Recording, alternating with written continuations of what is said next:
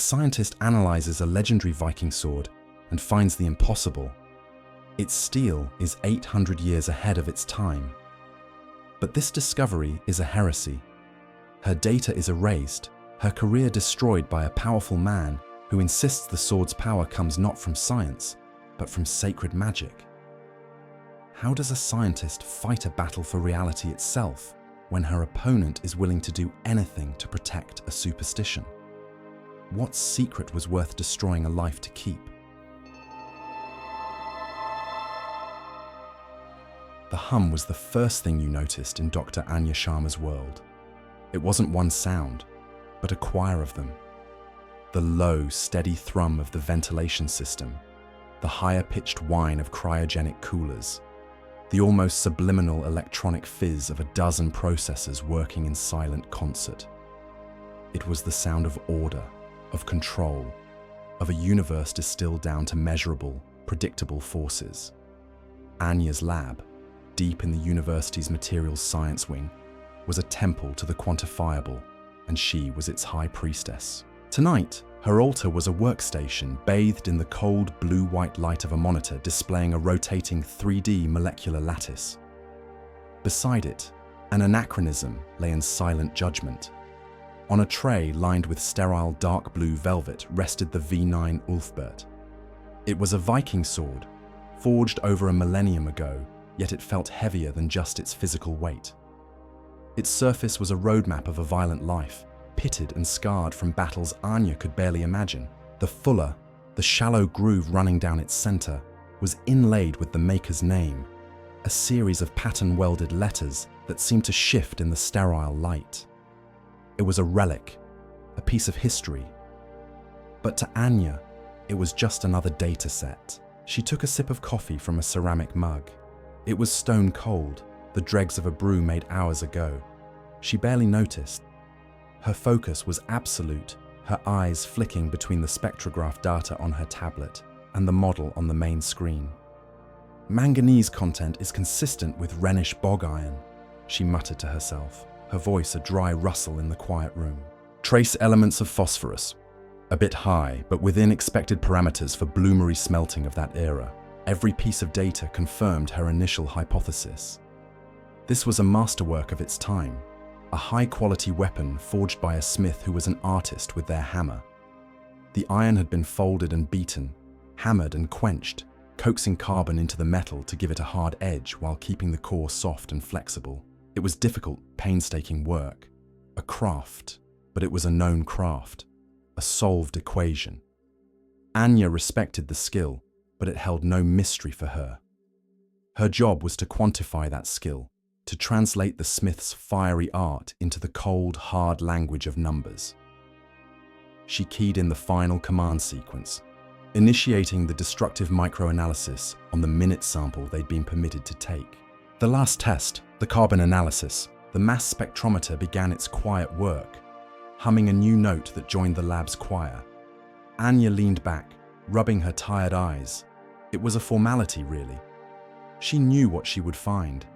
A carbon content somewhere between 0.5 and 0.8%, with visible microscopic stringers of slag, impurities trapped in the iron during the imperfect bloomery process. It would be a superior blade, yes, but a primitive one by any modern standard. A relic from a world lit by fire and ruled by superstition. A world that had long since given way to hers. A world of electricity, data, and uncompromising fact. The machine whirred, and the first results began to populate the screen. A graph began to form, a line crawling from left to right. Anya leaned forward, her routine turning to a slight frown. The peak was higher than she expected. Much higher. The final numbers resolved themselves on the screen, stark black against a white background. Carbon content, 1.27%. Slag inclusions, 0.003%. The numbers didn't make sense. They were clinically, fundamentally wrong. Anya stared at them. Her mind, a precision instrument trained to see patterns, desperately searching for one. Contamination, she said aloud, the words sounding hollow. She must have contaminated the sample, It was the only logical explanation. Her meticulous process had a flaw. She purged the system, her movements sharp and efficient. She cleaned the magnetic lens, recalibrated the sensor array, and prepared the second, final sample. Every step was deliberate, a ritual of scientific rigor designed to exorcise any possible error. She loaded the new sample, a sliver of metal barely visible to the naked eye, and ran the analysis again. The lab hummed its familiar song as she waited, her heart beating a little faster this time. It was annoyance, she told herself, not anxiety. The results appeared. They were identical, not close, not similar. Identical to the third decimal place. Her clinical composure, the carefully constructed armor of a decade in academia, shattered. She leaned so close to the monitor that her breath fogged a small patch of the screen. Her expression, bathed in the glow of the impossible data, shifted from confusion to raw disbelief. And then, something else, something cold and unfamiliar. It was intellectual fear, the unique terror of a scientist who has just witnessed a law of nature being broken. Carbon steel with that purity, with that homogeneous structure, was called crucible steel. It was made by melting iron and carbon together in a sealed container, a process that purged nearly all impurities. It was a technology that required furnaces capable of reaching temperatures a Viking-era smith could only dream of. It was a process that, according to every textbook, every historical record, every piece of accepted science, had not been invented for another 800 years. Yet here it was. The data didn't lie. The sword on the velvet tray next to her shouldn't exist. It was an artifact from the future that had somehow fallen backward through time. The next morning, the chaotic clutter of Dr. Bjorn Lindholm's office felt like a physical assault. Where Anya's lab was a study in sterile minimalism, the tenured historian's domain was a testament to academic entropy. Books were stacked in precarious towers on the floor. Ancient maps were tacked to every available inch of wall space, and the air was thick with the comforting scent of old paper and pipe tobacco. Bjorn himself, a man in his 60s with a kind, weary face and a rumpled tweed jacket, peered at the tablet Anya held out. She had her data displayed in a series of clear, concise charts, the impossible numbers highlighted in red. He pushed his spectacles up his nose, his eyes scanning the screen. Anya expected shock, excitement, perhaps even the same disbelief she had felt. Instead, she saw a flicker of something that looked unnervingly like tired recognition. He sighed, a long, slow exhalation, and handed the tablet back. "Dr. Sharma," he began, his voice gentle but firm. "This is remarkable work. Truly, but I would advise the utmost caution." Caution? Anya was incredulous. "Bjorn, this data changes everything we know about medieval metallurgy. This isn't just a high-quality blade, it's technologically impossible for its era." "I understand," he said, steepling his fingers. "And that is precisely the problem. Findings like this, they have a tendency to stir up unhelpful narratives." "What does that mean? The data is the data. It's empirical." Bjorn gave her a look that was part pity, part exhaustion. "To you, it's data. To others, it's proof. Proof of lost Atlantean technology, of ancient aliens, or worse." He gestured vaguely at a shelf laden with books on Norse mythology. "The Ulfberht swords, especially the high-quality ones, are already magnets for fringe theories. This will be like throwing gasoline on a fire. Before you publish, before you even speak of this to the department, I would triple-check every step of your methodology, every single one." Anya felt a surge of frustration. "I did. I ran the analysis twice after a full recalibration. The results are sound." "Then consider the sword's provenance," Bjorn pressed, his tone becoming more serious. "V9 was a private donation. It has a very controversial and poorly documented history.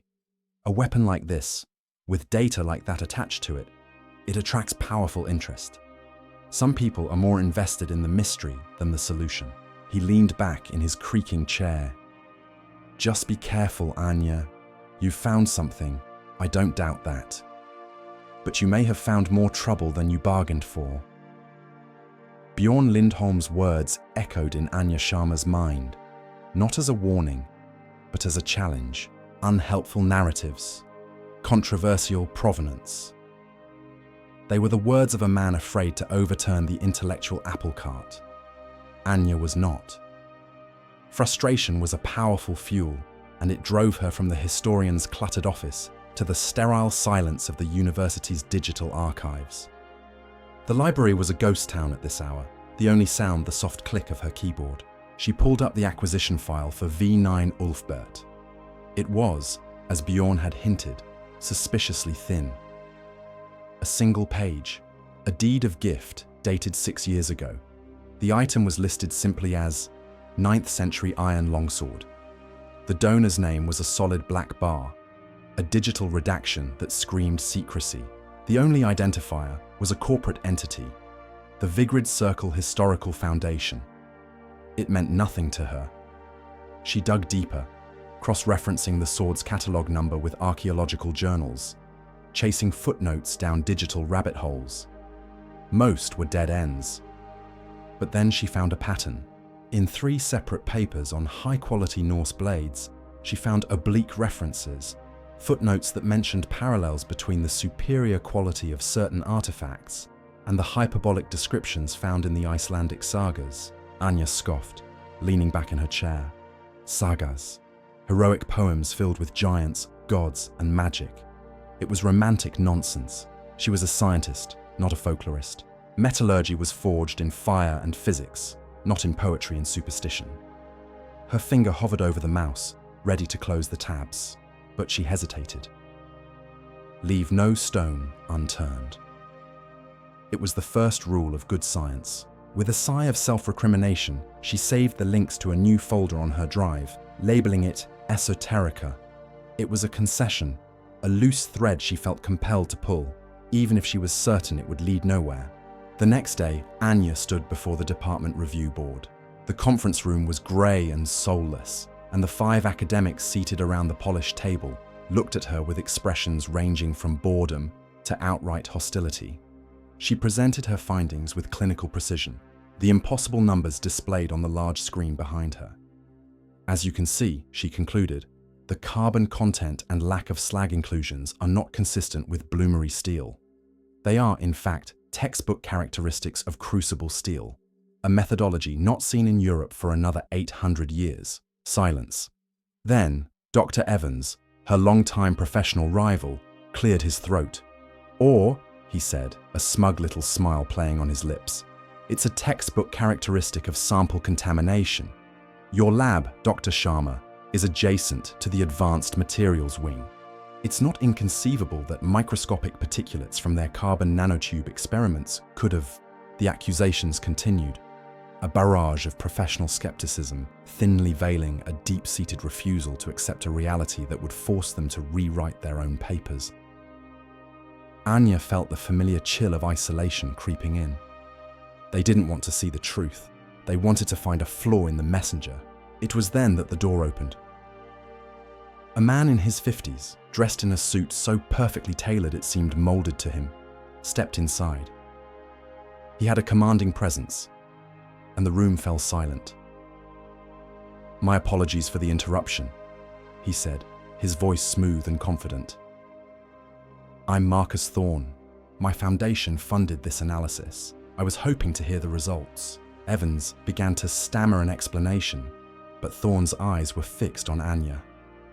He smiled, a warm, charismatic expression that didn't quite reach his eyes. "Please, doctor, don't let me interrupt." Anya, thrown off balance, could only nod. The tenor of the room had changed completely. Thorne listened intently as she summarized her findings again. When she finished, he didn't question her. He didn't suggest contamination. He simply applauded, a slow, deliberate clap that echoed in the silent room. "Extraordinary," he said, his gaze sweeping over the stunned faces of the review board. "Dr. Sharma, your diligence is to be commended. You haven't just analyzed an artifact. You've uncovered a profound and vital question." He turned to Anya, his smile now seeming genuine. "I believe we have much to discuss." An hour later, Anya was sitting across from Marcus Thorne in a quiet corner of the university cafe. He was disarmingly charming, speaking with infectious passion about his foundation's mission to preserve the spirit of the past. He listened to her frustrations with the review board with a sympathetic ear, making her feel seen and validated in a way her own colleagues had refused to. "They are men of facts, Dr. Sharma, not of truths," Thorne said, stirring his espresso. "They are comfortable with what is known. You, on the other hand, have stepped into the unknown." He leaned forward, his voice dropping conspiratorially. "You mentioned the sagas. Have you considered that they might not just be folklore?" Anya bristled slightly. "They're poems, myths." "Of course," Thorne agreed smoothly. "But how does a pre-literate society preserve a complex technical formula? They don't write it in a textbook. They embed it in a story, in a ritual. They protect it with the cloak of magic. What if the sagas are not just poems, but metaphorical recipes for lost techniques?" He was framing it in a way her scientific mind could process. Not as magic, but as coded information. It was seductive. "The problem is, I have one data point," Anya said. "To prove this, I'd need more samples, access to other artifacts." Thorne smiled, as if he'd been waiting for this exact moment. "The Vigrid Circle has the largest private collection of Ulfberht-era weaponry in the world, housed at our institute just outside Trondheim, in Norway. I will give you a blank check, Dr. Sharma. Full funding. Unrestricted access to our collection and our labs. Come to Norway. Let's solve this mystery together." It was an offer designed to be irresistible. Everything her department was denying her: resources, validation, access. This charismatic stranger was offering on a silver platter. Her scientific ambition warred with her instinct for caution. But the battle was short-lived. The truth was more important than academic politics. "When do I leave?" she asked. That night, sleep was impossible. Anya's apartment was a chaotic blend of her two worlds. Printouts of spectrograph data and molecular models covered her coffee table, sitting beside a stack of Norse saga translations that Thorne had couriered over. The crisp, clean language of science was at war with the rich, bloody poetry of the Viking Age. She picked up a translation of the Egil's saga, her eyes scanning a passage Thorne had bookmarked. It described a master smith forging a legendary blade. The text was florid, fantastical.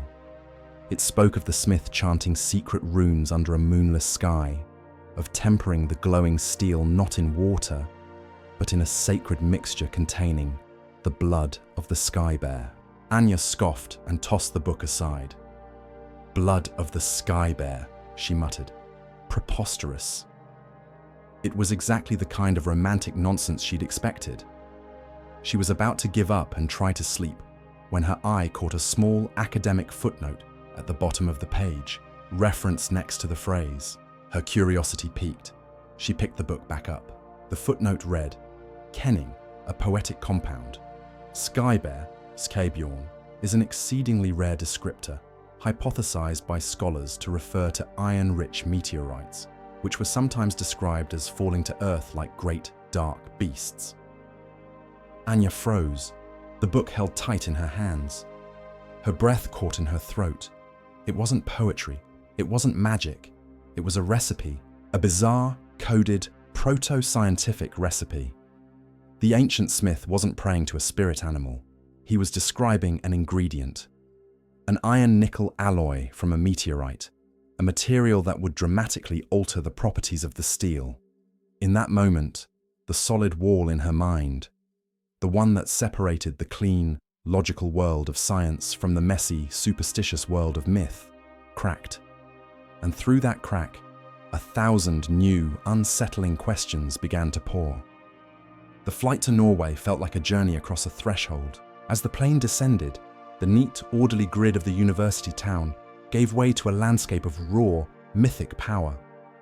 Dr. Anya Sharma pressed her face to the window, watching as mountains, their peaks still dusted with summer snow, plunged dramatically into the deep, dark waters of the Trondheim fjord. This was a land carved by ice and time, a place that felt ancient and alive. It was beautiful, but it was a stark, intimidating beauty. It was a landscape that didn't care about human ambition, a place where 1,000 years felt like yesterday. Waiting for her at the small regional airport was Einar Halvorsen. He was a man in his 50s, his face weathered by the wind and sun, his eyes a pale, watery blue. He introduced himself as the curator of Thorne's local institute, but his handshake was limp and his smile was a brief, nervous flicker. "Mr. Thorne sends his apologies," Einar said, his English precise but heavily accented. "He is called away to Oslo. He will join you in a few days." As they drove along the winding fjord-side road, Anya tried to engage him in conversation about local history, about the archaeological sites dotting the region. Einar's answers were curt, almost evasive. He spoke with a forced reverence when he mentioned Marcus Thorne's name, but a deep-seated discomfort radiated from him. Anya looked out at the fjord, its surface like black glass reflecting the imposing grey cliffs. The sense of foreboding she felt had nothing to do with the dramatic landscape and everything to do with the nervous man sitting beside her. The next day, guided by the poetic cartography of the saga, Einar led Anya into the highlands.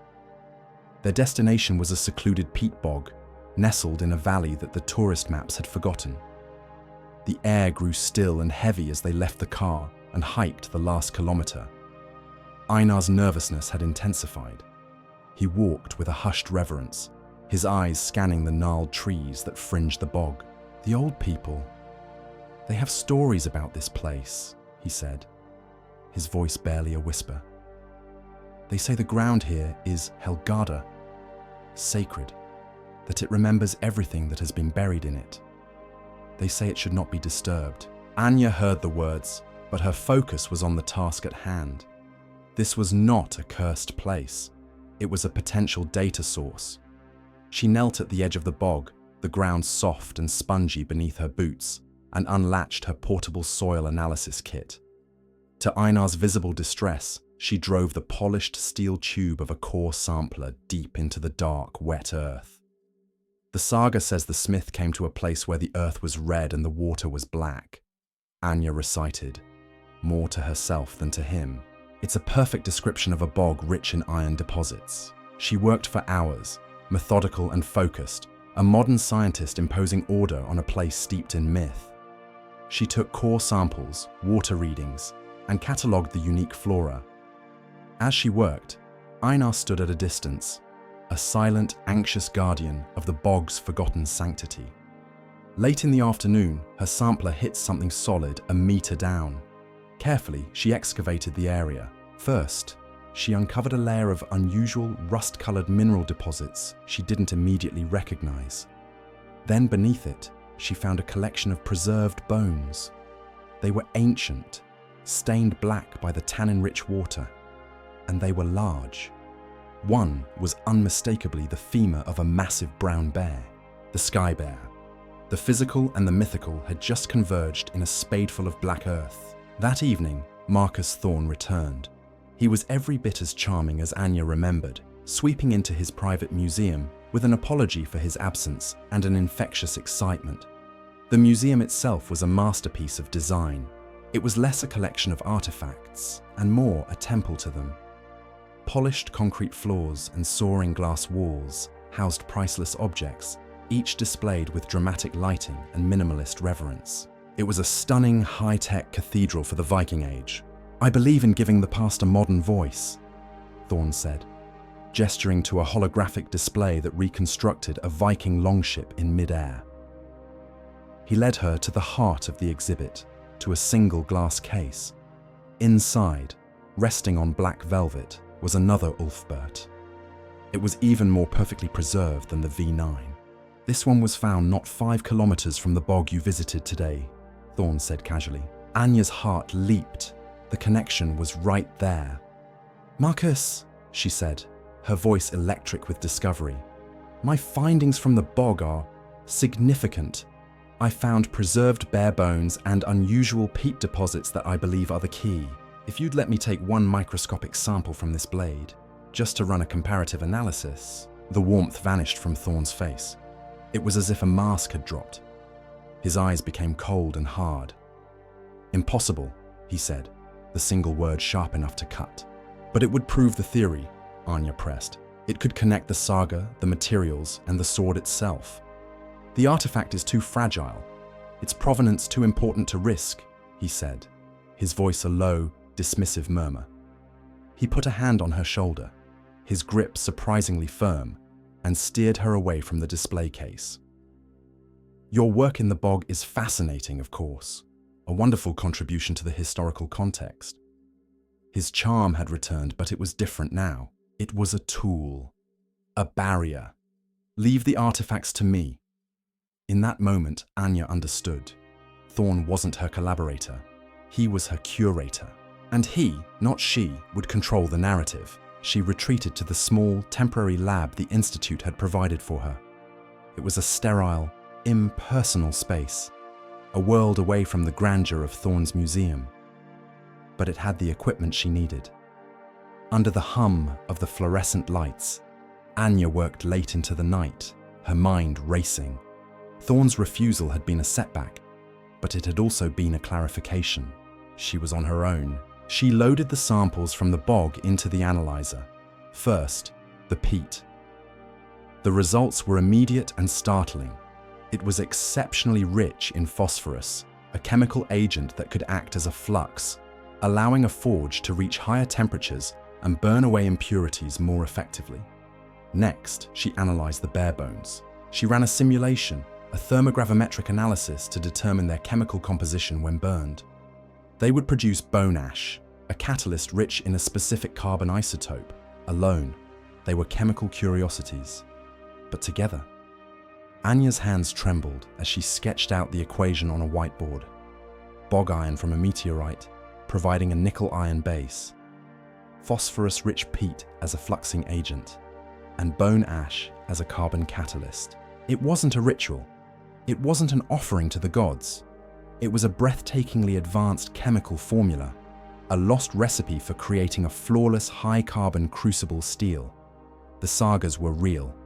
The mystery was solved. A wave of triumphant exhilaration washed over her, and in that precise moment of victory, a notification popped up in the corner of her laptop screen. It was a system alert from her university server back home.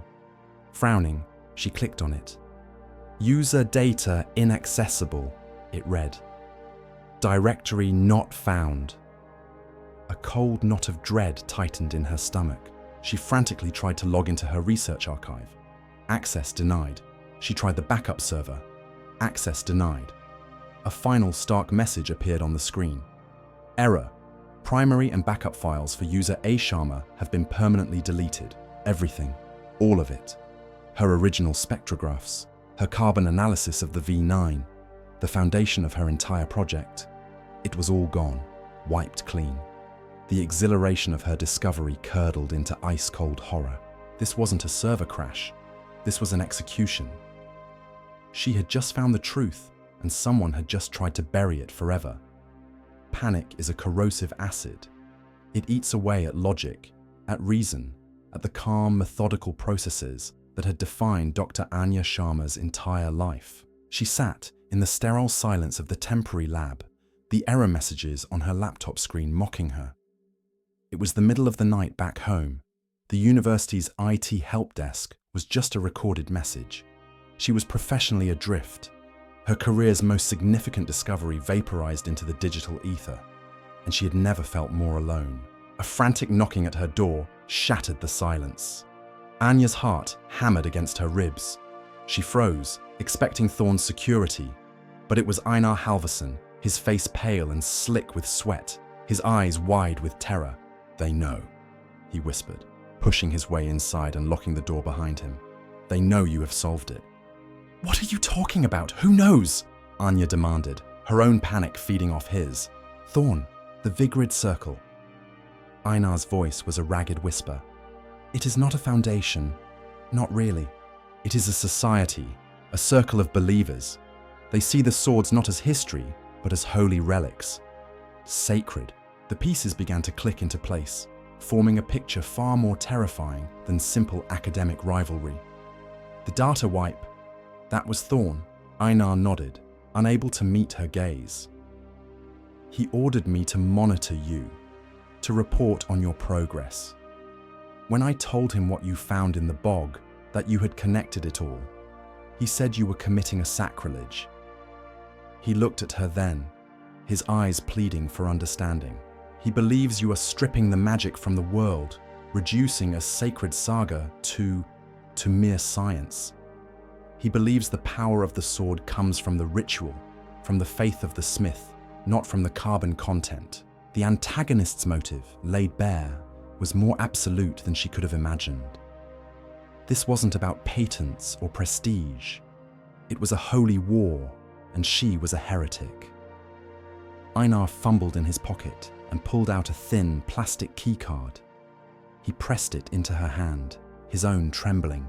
"This is for the main archives," he said, his voice urgent. "He keeps everything there, records, other samples. Maybe you can find something, proof." He backed away toward the door. "I cannot be a part of this. I am a curator, a man of history, not this." And then he was gone, fleeing into the night, leaving Anya with a key in her hand and a terrible choice to make. The museum at night was a mausoleum. Anya's footsteps echoed on the polished concrete as she moved through the darkened exhibits, a ghost in Thorne's high-tech temple. The keycard Einar had given her worked, the magnetic lock on the archive's door clicking open with an audible thud that sounded as loud as a gunshot in the silence. The archives were a walk-in vault, the air cold and dry, humming with the quiet thrum of a climate control system. Rows of electronically controlled shelving units stretched into the darkness, filled with climate-proof containers holding priceless, delicate artifacts. This was the heart of Thorne's kingdom. Anya's goal was simple: find samples from other swords, anything that could help her rebuild her obliterated data. But as she searched, her flashlight beam fell upon a section of the archive that held no artifacts. It held books, old, leather-bound journals, their pages brittle and yellowed with age. The labels were handwritten in an elegant, archaic script: Thorne Family Archives. Driven by an instinct she didn't understand, she pulled one from the shelf. It was dated 1782. Inside, the pages were filled with dense, spidery handwriting. It was a journal, passed from father to son, detailing the family's most sacred trust. Anya's blood ran cold as she read. It was the recipe, the Sagas ritual, described not as a poem, but as a holy rite. It spoke of the sky bear's blood, the sacred peat, the chants that must be spoken as the steel was quenched. The text seamlessly blended metallurgical instructions with fervent religious incantations. She pulled another journal, this one from 1855, and another from 1921. It was all there. A secret, unbroken chain stretching back through the centuries. Marcus Thorne wasn't just a collector obsessed with the Viking Age. He was a descendant, the last in a long line of smiths who had guarded this ritualistic science like a holy text. The Vigrid circle was his congregation, and he was their high priest. For the first time, Anya felt a flicker of understanding for her enemy. He wasn't just protecting a belief, he was protecting his entire ancestry, a legacy where the line between science and faith had never existed at all. It was in that moment of profound revelation that the world exploded into noise and light. Blaring alarms echoed off the concrete walls, and harsh red emergency lights began to strobe, plunging the vault into a pulsating crimson hell. Anya dropped the journal, her heart seizing in her chest. A heavy steel door slammed down, sealing the main entrance. She was trapped. Moments later, the secondary door hissed open. 2 security guards, dressed in tactical gear, entered, their movements calm and professional. They didn't touch her. They simply stood, blocking her only exit. Then, Marcus Thorne appeared behind them. He wasn't angry. He wasn't even gloating. He looked at her with a profound, almost serene sense of disappointment. All the charm, all the pretense, was gone. This was the real man. "You see," he said, his voice calm and steady as he stepped into the vault. But you do not understand. He picked up the journal she had dropped, handling it with a reverence she had only seen priests use with scripture. You believe you have uncovered a secret formula, a clever trick of chemistry.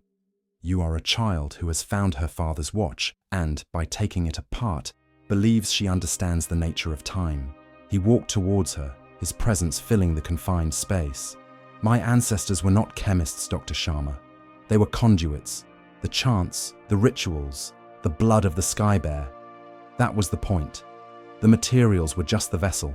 The faith, the ritual, the intent. That is what imbued the steel with its spirit. That is the power you cannot measure. His guards stepped forward. One took the tablet from her bag.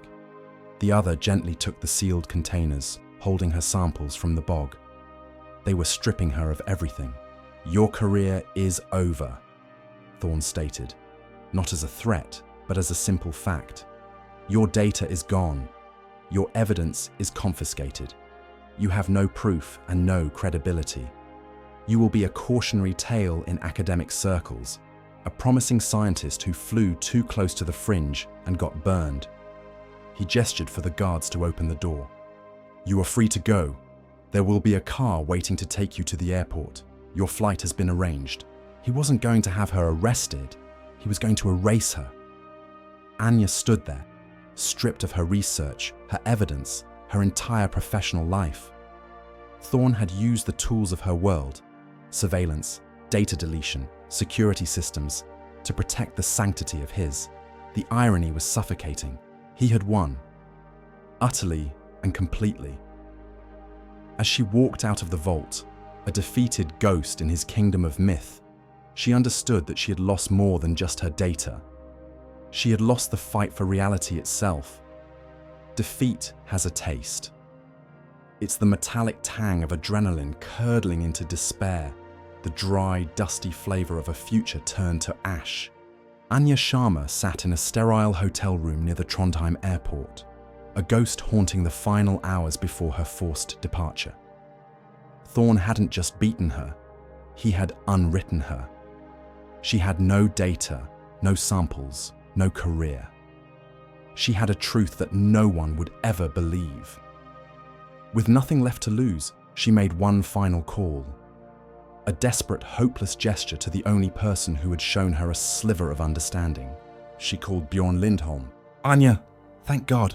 Don't go anywhere. I'm at the Hotel Britannia, room 402. The voice on the phone wasn't a crackling connection from across the Atlantic. It was clear, present, and in the same city. Hope, an emotion she thought had been permanently extinguished, sparked faintly in her chest. An hour later, she was sitting in Bjorn's hotel room.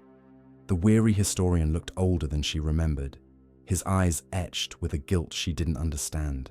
I flew in yesterday, he explained, pouring her a cup of tea she didn't think she could drink. When your department head told me your server had been wiped in a catastrophic hardware failure, I knew it was Thorne. I knew he'd finally crossed the line. He paced the room, running a hand through his thinning grey hair. My caution, Anya. It wasn't just academic principle, it was fear. I've suspected the true nature of the Vigrid circle for years. I knew how fanatical Thorne was, how possessive he was of his family's narrative. I saw the signs, and I did nothing. I let my fear for my reputation keep me silent. That ends today. He stopped and looked at her, his eyes filled with a new resolve. Thorne is unveiling a new public exhibit tonight. The centerpiece will be the other Ulfberht, the one he wouldn't let you sample. He thinks he's won. He thinks he's erased every piece of your evidence. He has, Anya said, the word tasting like defeat. No, Bjorn said, a sharp, triumphant edge to his voice. He erased your evidence. He doesn't know about mine. He slid a tablet across the table. On the screen was a scanned document, a confidential inter-museum transfer record from years ago. It was an analysis of the scabbard that had once housed Thorne's prized Ulfberht. The report detailed the discovery of microscopic metal fragments embedded deep within the ancient leather. They were trying to determine if the sword was the scabbard's original occupant, Bjorn explained. The fragments were a perfect metallurgical match for a sample taken from one other sword in the global database, V9. Your sword. Anya stared at the screen, the implications washing over her. The document was an indelible scientific link, a third-party record Thorne didn't know about and couldn't destroy, proving that the sword in his exhibit and the sword she analysed were, at a molecular level, sibling blades forged from the same impossible steel. "This connects my data to his artifact," she whispered. "It connects your science to his entire story," Bjorn corrected. He handed her a laminated card. It was a press pass for that evening's gala. "He thinks he's unveiling a sacred relic tonight. Go give him a scientific peer review." The main exhibit hall of the museum was glittering. Waiters moved silently through a crowd of Norway's cultural elite, serving champagne and canapés. The air hummed with polite conversation and the soft strains of a string quartet. This was Thorne's world, opulent, sophisticated, and utterly convinced of the narrative he was selling. Anya, dressed in the simple black suit she'd travelled in, felt like a crow in a flock of peacocks. She clutched the tablet Bjorn had given her, its cool, hard reality a comfort in this hall of illusions. On a raised dais at the front of the room, Marcus Thorne was holding court. He was back in his role as the charismatic scholar, his voice weaving a spell over the audience. "We must accept that the genius of our ancestors is not something to be clinically dissected, but to be revered," he said, his voice resonating with passion. "They were men of spirit, of saga, of a power that cannot be quantified on a spreadsheet." He gestured dramatically to the glass case behind him, where the second Ulfberht sword rested, gleaming under the spotlights. This blade was not merely manufactured. It was born of a sacred spirit, a lost connection to the soul of the North. Anya watched him, her heart pounding a steady, defiant rhythm. He was magnificent, a master storyteller. But his story had one fatal flaw. It wasn't true. As he finished his speech to thunderous applause, he opened the floor to questions. This was her moment. She moved through the crowd, raised her hand, and was handed a microphone. "Dr. Anya Sharma, Materials Science," she said, her voice clear and steady, cutting through the polite applause. "Mr. Thorne, your collection is breathtaking, but I believe you are selling your ancestors short." A murmur went through the crowd. Thorne's smile tightened, but he maintained his composure. "Indeed, Doctor. Please, enlighten us." "You speak of unknowable genius," Anya began, her eyes locked on his. "But I have found that their genius is very knowable. It is simply written in a language we have forgotten." She didn't raise her voice, didn't make accusations. She simply began to present her findings. "You are correct that the key lies in the sagas. Not as myths, but as meticulously preserved technical manuals. The sacred bog near which your sword was found is unique. Its peat is rich in phosphorus, a perfect fluxing agent. The bones of the sky bear found within it provide a bone ash catalyst essential for carbon infusion. The saga wasn't a prayer, it was a set of instructions." She saw a flicker of panic in Thorne's eyes. She pressed on, her voice gaining strength. "The smiths who made these blades were not sorcerers. They were proto-scientists of the highest order. They developed a complex chemical formula to create crucible steel, and then, in a world without textbooks, they encoded that formula into the rituals and poems of their people to ensure it would never be lost." "This is baseless speculation!" Thorne snapped, his composure finally cracking. "You have no proof!" "That's where you're wrong," Anya said calmly. She projected the file from her tablet onto the large screen behind Thorne. The museum's own transfer record appeared for all to see. "This is a spectrographic analysis of microscopic fragments found in the scabbard of the very sword behind you. As you can see, they are a perfect metallurgical match for the V9 Ulfberht that I analysed, a sword whose impossible steel was created using the exact ingredients found in your sacred bog. The chain of evidence was complete, forged not in fire, but in data." A hush fell over the room. Anya turned from Thorne and addressed the captivated audience. We do not honor the past by wrapping it in mystery. We honor it by understanding its brilliance. The men who forged these swords were not magicians. They were pioneers of science whose genius was so profound, so far ahead of its time, that for 1,000 years, the only language we had to describe it was magic. Thorne stood on the stage, speechless, his carefully constructed world dismantled by a truth that was more elegant and far more impressive than his fiction. The superstition hadn't been a lie. It had been a vessel, a story created to carry an astonishing scientific truth through the centuries, waiting for a time when someone could finally translate it.